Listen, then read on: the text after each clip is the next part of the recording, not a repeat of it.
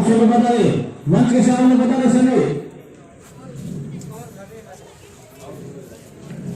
और कोई नाम नहीं लिया तो बता दो इनका नाम बता दो आपने हाँ ध्यान पड़ेगा नेता में नेताजी आपा सवाल है और 4 साल में आपा नहीं देगा है आगे वो देगा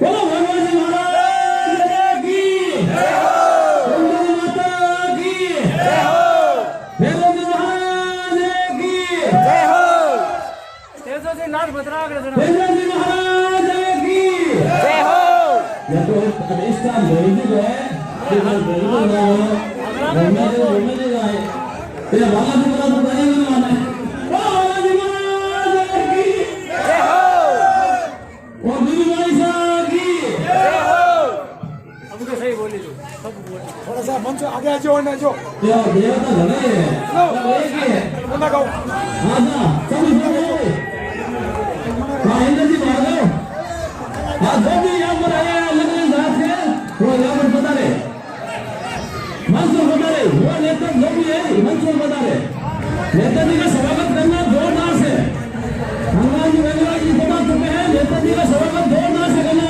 है आप मंच बता रहे जल्दी से करिए अब नीचे की आवाज सड़ने करने को यहाँ पर सब बता दो ऐसा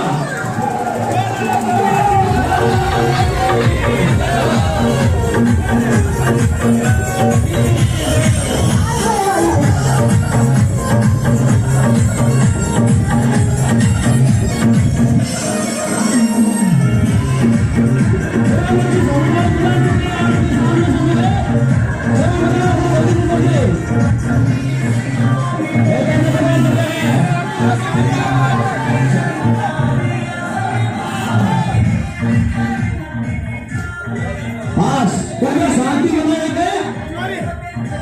हाँ नेताजी बता चुके हैं आपके सामने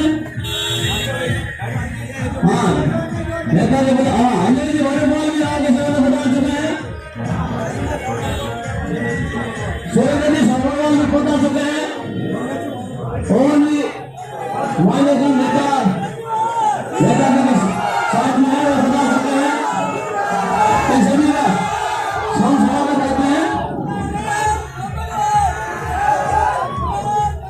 जिंदाबाद जिंदाबाद जिंदाबाद अनिल साहब बता चुके हैं और अब नेता जी भी आ चुके हैं हमारे मंच पर बता चुके हैं वो हवेली महाराज की महाराज की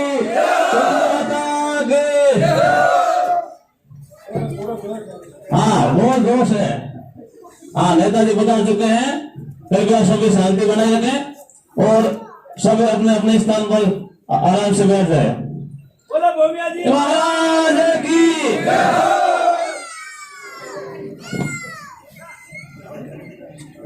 हाँ कोई भी नाम नहीं लिया अगर भैया तो आज मंच पर बताओ तो खड़े बनवारी जी अंकनी सब मंच पर बता रहे साहब थोड़ी देर हो गई नेताजी को आने में कृपया माफी चाहते हैं हम हाँ माला अर्पण नेताजी को माला पहनाएंगे श्रीमान जी गणपति कल्याण जी वेदीवाल साहब और सब पहना के स्वागत करेंगे सरपंच संतोष यादव हाँ जल्दी से जल्दी टाइम नहीं है हेलो बहुत सही बोल गई और थोड़ी देर से यही बता पंद्रह का काम दे बोल नहीं है बता हाँ ये गणपति संतोष के साथ नेताजी का स्वागत सब पहना कर करते हैं जोर से ताली बजाओ जोर से बोलो हाँ सुरेंद्र जी को मंच विवाद माला पहना कर उनका स्वागत करेंगे सुरेंद्र जी सभावाल का और सब पहना अन्य जो वालवाल तो सुरेंद्र जी को सब बनाएगा अन्य जी होता अन्य जी होता आपको तो हम बनाएंगे हाँ अन्य जी होता साहब हाँ जोर से ताली बजाओ हाँ, अनिल जी का स्वागत करेंगे। सुमन जी और ये नाम हरिराम जी। अच्छा जी, हाँ नहीं आगे बात स्वागत बहुत जोरदार से करेंगे। हाँ हरिराम जी, अनिल जी करो सब अनिल जी। हाँ सब करो। हाँ सुबह जी पहले अनिल जी को सब पहले करके स्वागत करेंगे। हाँ और गांव को साथ को पहला लाल रागनी अगली बार अनिल जी ने जीता है किसी हालत में। हाँ गांव का है, जोश से बहुत बड़े सौभाग्य की बात है।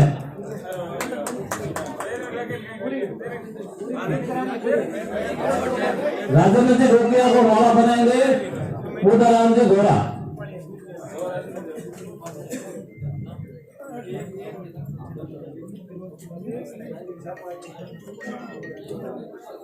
अर्जुन जी बनकरा सब मेरे स्वागत करेंगे।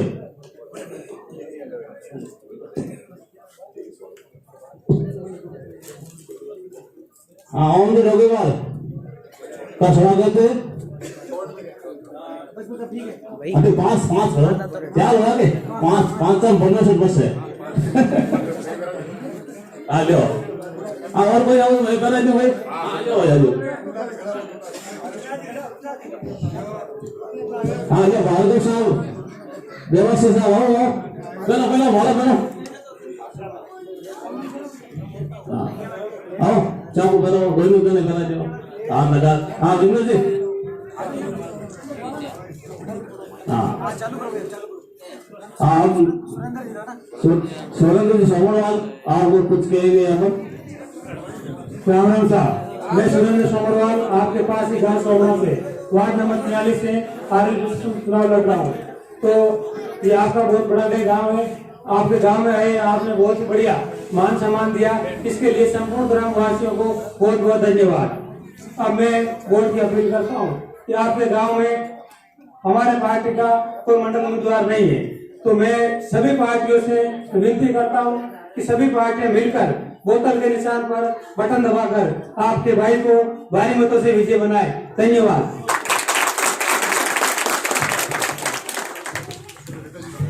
आप नेताजी आपको कुछ कहेंगे? अनिल जी हाँ पहले अनिल जी वो शब्द कुछ कहेंगे आपको। हमारे तो घर को गांव है। राम साहब, सबसे पहले तो दो ग्रामवासियों को बहुत बहुत धन्यवाद कि जब भी मेरे परिवार को जरूरत पड़ी आपने दिल खोल कर वोट दिए। 4 बार दादाजी को विधानसभा में भेजा, पिछली बार मेरे भी जब जरूरत पड़ी तो आपने वोटों में कोई कमी नहीं रखी। एमपी साहब खुद आज चलकर अड्डा गांव में आए भाई सुरेंद्र सोमरवाल के लिए वोट मांगने, तो मैं आप सबके विश्वास पर क्या इनको भरोसा दिला सकता हूँ कि यहाँ से बहुत बड़ी जीत दिलाकर भेजेंगे। बताओ, बहुत बड़ी जीत दिलाकर भेजना है और भाई साहब के हाथ मजबूत करना है। और मैं कह रहा हूँ कि आम आदमी और 36 कौम की लड़ाई लड़ने वाला ऐसा लड़ाका दूसरा मिल नहीं सकता। हनुमान जी धन्यवाद जैसा दूसरा लड़ाका नहीं मिल सकता। चाहे किसी कौम पर, किसी भी व्यक्ति पर, किसान पर, गरीब पर कहीं कोई अत्याचार हुआ, सबसे पहले अगर आवाज उठी तो भाई साहब हनुमान जी धन्यवाद। आपको गन्नाराम प्रकरण बागरासर वाला सबको पता है। उसके अलावा अभी नागौर के पास में जो बंजारा बस्ती है उस पर हाईकोर्ट के आदेश की आड़ में जो बर्बरता की गई, पूरी बस्ती को उजाड़ कर रख दिया, उसमें भी सारे नेता बिलों में छुप गए। उसमें भी अगर कोई मजबूती से आवाज उठाई, भाई साहब हनुमान जी धन्यवाद है और उस बंजारा समाज को न्याय दिला कर देंगे। तो मैं तो ये कह रहा हूँ कि 36 कौम की लड़ाई लड़ने वाला ऐसा मजबूत आदमी आप अगर ये जिला परिषद में यहाँ से जिताकर भेजते हो तो भाई साहब हनुमान जी धन्यवाद के हाथ मजबूत होंगे। और मैं समस्त ग्रामवासियों की ओर से इनको भरोसा दिला रहा हूँ कि हम अपनी तरफ से पूरी कोशिश करके और बहुत मजबूती से जिता कर देंगे। धन्यवाद। जय हिंद। अब एमपी साहब खुद संबोधित।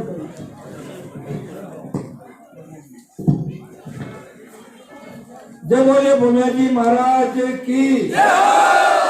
बोले वीर तेजाजी महाराज की उपस्थित रामसा पीर की उपस्थित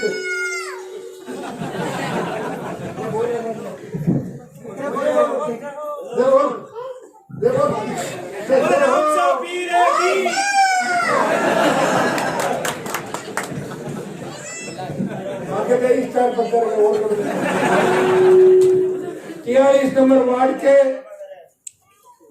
जिला परिषद के आपके लोकप्रिय उम्मीदवार भाई सुरेंद्र सोमरवाल, राष्ट्रीय लोकतांत्रिक पार्टी के आपके अपने भाई नाडले, जो विधानसभा चुनाव के अंदर अंतिम समय में पिछड़ गए थे, अनिल बारूपाल, सामाजिक मंच उपस्थित मौजूद बुजुर्गों, नौजवान साथियों, माताओं, बहनों, प्यारे बच्चों, देव गांव का आशीर्वाद हमेशा मेरे साथ रहा। हर परिस्थिति के अंदर आपने मुझे संबल दिया। छोटे से आंदोलन से लेके बड़ी सी हुंकार भरी लोकसभा के चुनाव लड़े, विधानसभा के चुनाव लड़े।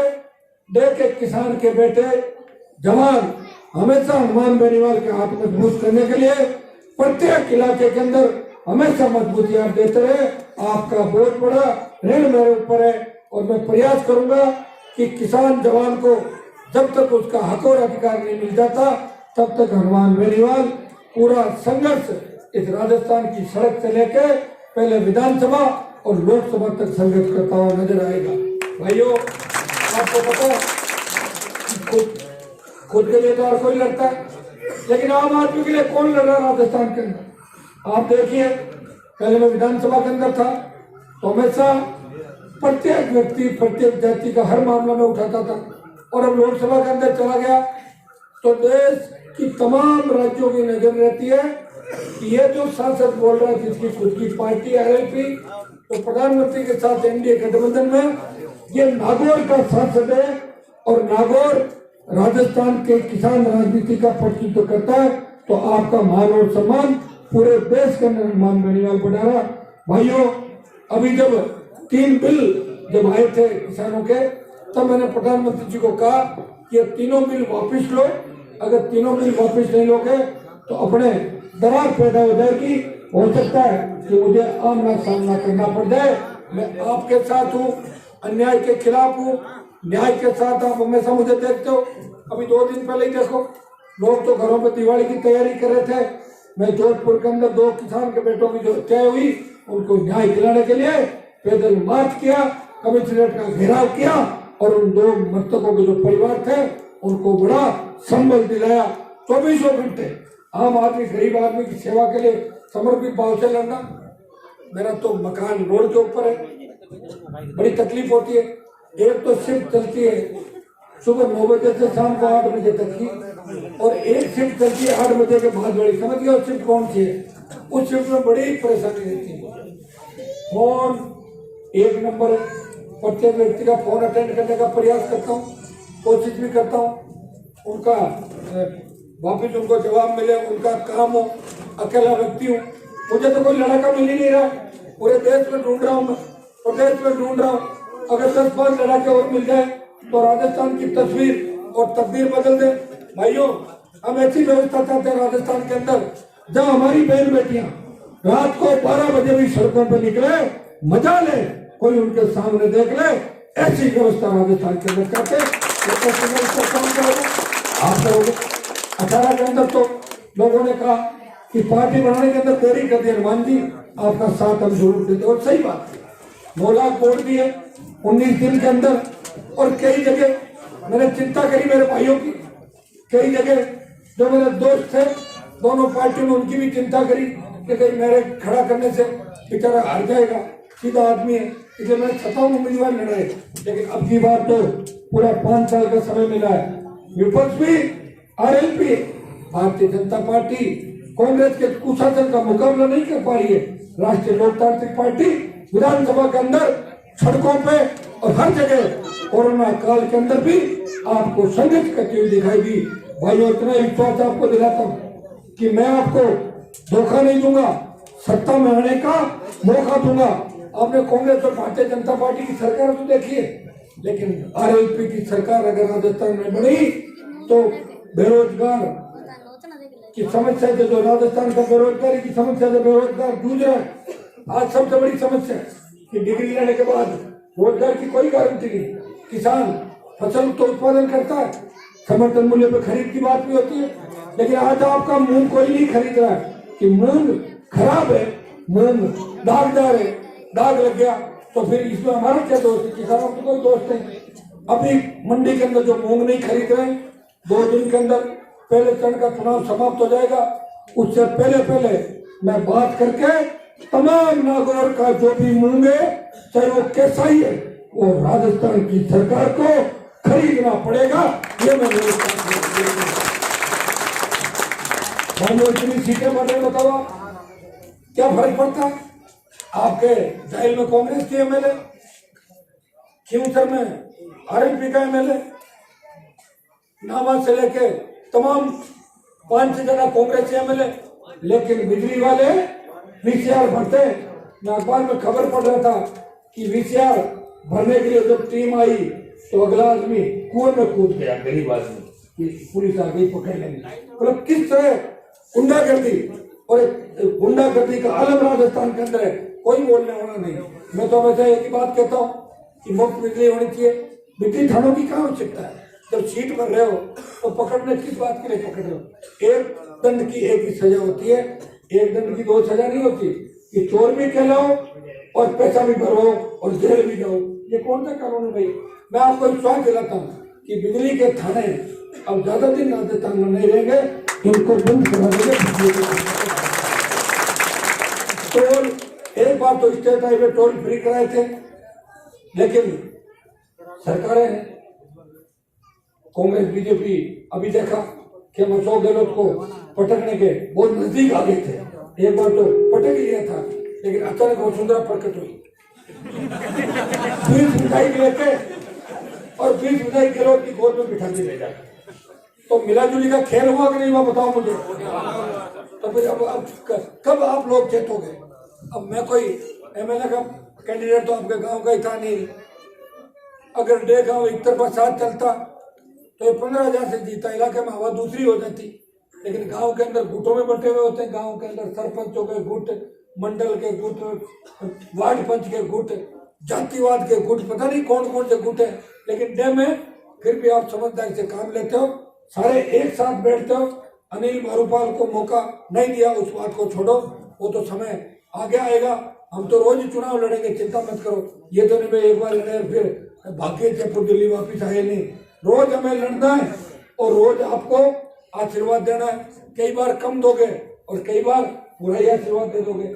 इस जिला परिषद के चुनाव के अंदर मुझे नहीं लगता कि आपके कोई कांग्रेस के कैंडिडेट से कोई ज्यादा, मुझे नहीं लगता कोई लगा होगा, नहीं है ना। एक तो उनकी उम्र क्या बहुत ज्यादा होगी, ओवर एज हो गई, वो बहुत ज्यादा उम्र के, और उनके आगे लग गया उप, और जिनके आगे उप लग जाता है ना, वो पूरा कभी उस पद में नहीं, वो उप ही रहता हुआ हमेशा। तो भाइयों, अगर कोई गलती भी हो कि डॉक्टर साहब को जीता दे रहा प्रमुख बन जाए, भूल जाना, प्रमुख तो नागौर में वही बनेगा तो राष्ट्रीय लोकतांत्रिक पार्टी चाहिए। प्रमुख में तो नजदीक नहीं कहीं पे। हाँ, जिला परिषद बना के आप चाहो तो बिठा सकते हो, टाइम पास करें। कौन पूछता जिला मेंबर को? पूछता है क्या कोई? एक बार वोट दिलाने के बाद उसके बाद जिला परिषद मेंबरों का कोटा होता कि नहीं होता, क्या है क्या नहीं है, होशियार होते हैं वो तो अपना काम निकाल लेते हैं। बाकी जिला मेंबरों से जनता का भी जुड़ाव नहीं रहता। इसलिए मैं आपको आह्वान करूंगा कि डॉक्टर साहब की हार और जीत से कोई फर्क नहीं पड़ता, क्योंकि डॉक्टर साहब ये तो नहीं पहली बार हारेंगे। मेरे सामने भी क्यों से हार के आए थे, नहीं आए। तो एक बार उनकी हार को रिन्यू कर दो, आप रिन्यूअल कर दो हार को, और इस भाई को मौका दो। नौजवान है, आपका पड़ोसी है और हनुमान बेनीवाल वोट मांग रहा है। एक बात मैं कह दूं कि राजस्थान में गहलोत पार्टी चला रहा है, वसुंधरा बीजेपी की नेता, और आरएलपी का नेता कौन है? मेरी बात सुनो, मैं वोट मांगने आ गया यहाँ पे।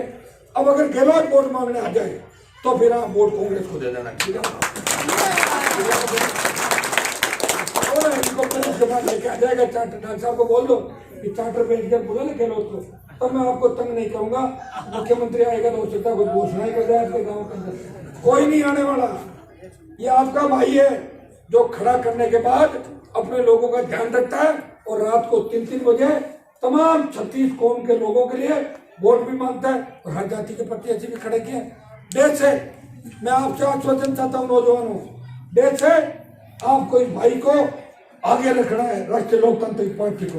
मंडल के अंदर, मंडल में हमने जोड़ जपाट नहीं रखा, आपके कुछ भी नहीं रखा ना, तो फिर जिला परिषद में आप मत रखो, कर दो इधर सारा मदद, सारे लोग पूरी मदद करो। और देश से, अगर देश से सुरेंद्र जीता तो समझ लो चुनाव जीत गया, ये हार जीत आपको। नौजवानों को आह्वान करता हूँ कि एक एक वोट सोशल मीडिया के माध्यम से भी सबसे ज्यादा वोट नौजवान डलवाते हैं। मेरे भाइयों से आह्वान करूंगा कि आप एक एक वोट लाके डलवाना है। राष्ट्रीय लोकतांत्रिक पार्टी जो राजस्थान में काम कर रही है, 36 कौम के लिए काम कर रही है। एक ये तो बंजारा आंदोलन का उदाहरण दिया था मैंने, तो मेरी जिंदगी में आधे टाइम आंदोलन किए हैं। सबसे बड़ी भूख हड़ताल भी मेरे नाम ही है। 17 दिन तक लगातार भूख हड़ताल की थी जयपुर की सेंट्रल जेल के अंदर, और सरकार को झुकाया था। वो तो 20 साल पहले की बात है, उसके बाद तो कितनी बार सरकारें झुकी होगी। ये मेरे संघर्ष का ही परिणाम है कि एसपी, आईजी और डीजी चाहे जहाँ सड़क पे आ जाते, आते नहीं आते। आज से 15 साल पहले ये बलदेव जी जो पुलिस में थे, ये खुद ही डंडा लेकर भगा देते थे लोगों को, भगाते नहीं। तो पहले तो ये आता है क्या बंदे हो, लो ये व्यवस्था कितने ठीक की, हनुमान बेनीवाल ने ठीक की। तो अपने भाई का ध्यान रखना। पंचायत चुनाव के अंदर जमीन तैयार करो और 23 का मिशन पूरा होगा। मैं विश्वास दिलाता हूँ इन चुनाव के अंदर अगर अच्छी जीत राष्ट्रीय लोकतांत्रिक पार्टी राजस्थान में हासिल करती है, अखबारों में एक ही बात छपेगी, भारतीय जनता पार्टी और कांग्रेस को की नींद उड़ा दी राष्ट्रीय लोकतांत्रिक पार्टी। तो ये आपको करना ही पड़ेगा। नौजवानों पुनः अपील करता हूँ कि अनिल बारूपाल भी आपके गांव का है। मैं तो अनिल को एक बात और कहूंगा, तो वापिस गांव में रहना शुरू कर देना, नागौर चाहते हैं। एक घर यहाँ लेकर एक आधा दायरे में भी ले ले, मंजू मेघवाल के सामने वाला मकान ले लेके। तो अनिल का आपको ध्यान रखना, बहुत सीधा है। मेरी पार्टी के अंदर, प्रदेश के अंदर बहुत बड़े पद में, आपको इसको भी आगे बढ़ाना, हमेशा इस चीज का ध्यान रखना। क्योंकि इसके दादाजी तो हमेशा हमारे लोगों का ध्यान रखा और हर व्यक्ति के साथ उठ के जाते थे, उसका काम कराते थे। भाई मैंने तो पूरा डे गाँव का ध्यान रखा, अनिल के लिए बड़ी सभाएं करी, 2 दिन घूमा, हेलीकॉप्टर भी घुमाया पूरे जेल क्षेत्र के अंदर, लेकिन 50,000 तक सुइया अटक गया। हमारे पास पैसे तो थे नहीं, और जिन लोगों ने खड़ा इसको किया था उनमें से 1-2 ही बच्चे थे, आधे तो खड़ा करके भाग गए और रजाएं ओढ़ ली घरों में जाके, चुनाव आ गया। लेकिन मैं आपको विश्वास दिलाता हूँ कि इसको भी कामयाब करेंगे।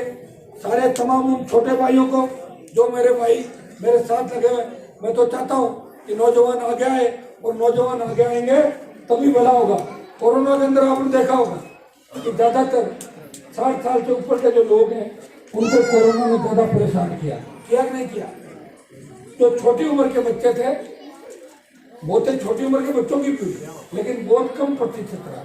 इसलिए अपने को इस चीज का भी ध्यान रखना कि 70 पार, 75 पार, 80 पार कोई आदमी है और वो कहते हैं कि मैं आपके लिए विकास कर दूंगा, पता नहीं कब तबीयत खराब हो जाए, पता चलता क्या आपको। तो आपको यही ध्यान रखना कि नौजवानों को आगे बढ़ाना है और नए नागौर का निर्माण करना है, नए जेल का निर्माण करना है और नए देश का निर्माण करना है। आपका भाई आपके साथ खड़ा है, पीठ दिखा के नहीं भागेगा, आगे की पंक्ति में खड़ा मिलेगा, आपको आपका हक और अधिकार दिला करेगा।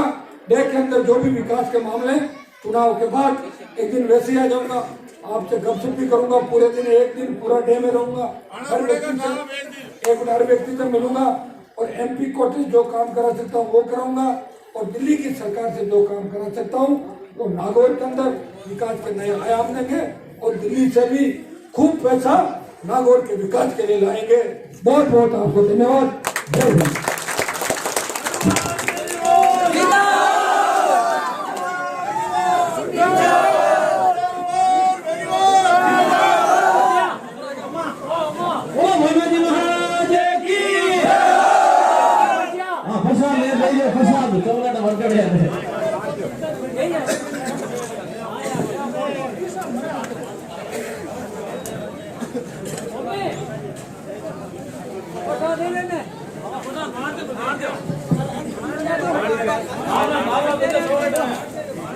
બેટો મોટો કરો ભાઈ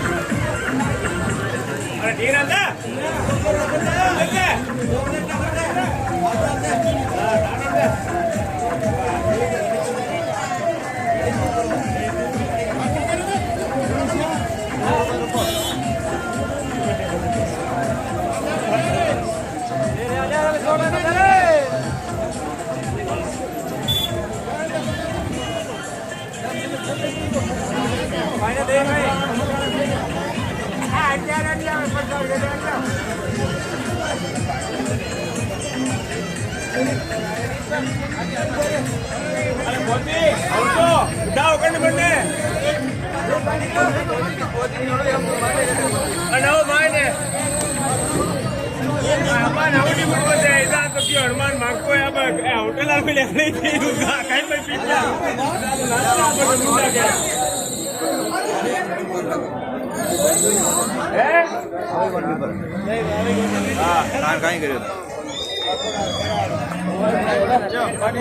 बार